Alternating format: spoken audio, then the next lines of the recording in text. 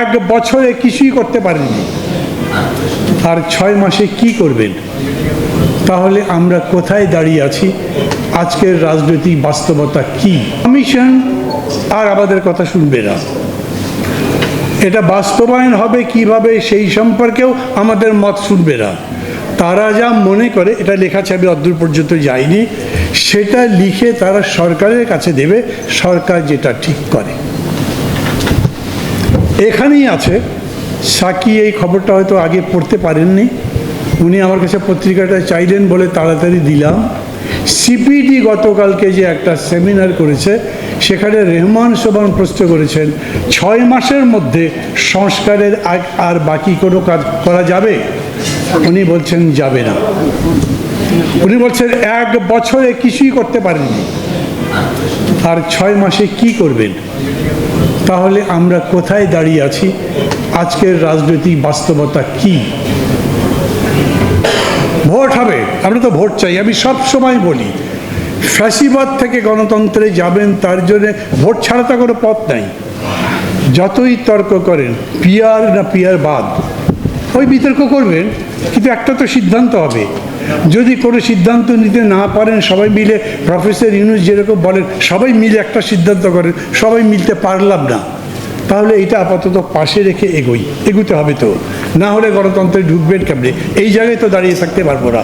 অতএব যতগুলো ব্যাপারে দ্বিমত আছে, নোট অফ ডিসেন্ট আছে, সেগুলো তার জায়গায় রেখে আমরা যাব। ভোট হোক, তা চাই।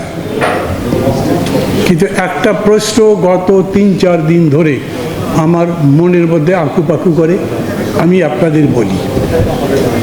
যেরকম করে দেখলাম নূরকে পেটালো, আচ্ছা কালকে সাকিকে যদি পেটায়, যদিও আমি গণতন্ত্র মঞ্চেরই অংশ, তারপরেও এখানে যে শিরোনামটা করা হয়েছে বর্তমান রাজনৈতিক বাস্তবতা এবং আমাদের করণীয়। বর্তমান রাজনৈতিক বাস্তবতা কি? আমার হাতে এটা প্রথম আলো আজকের। এর প্রথম হেডিং হলো বাস্তবায়ন পদ্ধতি থাকছে না সনদে।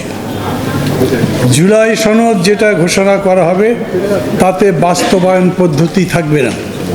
যাদের মনে আছে তাদের জন্য বলি, বিভিন্ন দল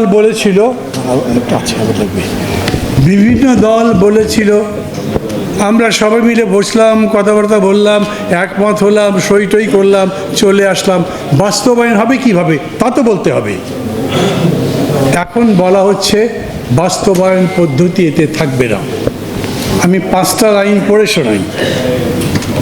ইতিমধ্যে জুলাই জাতীয় সনদের প্রাথমিক ও সমন্বিত খসড়া নিয়ে 2 দফা দলগুলোর মতামত নেওয়া হয়েছে।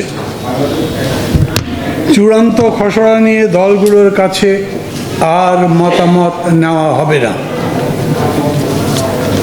এটি চূড়ান্ত করে ঐকমত্য কমিশন এতে সই করার আহ্বান জানিয়ে দলগুলোর কাছে পাঠাবে।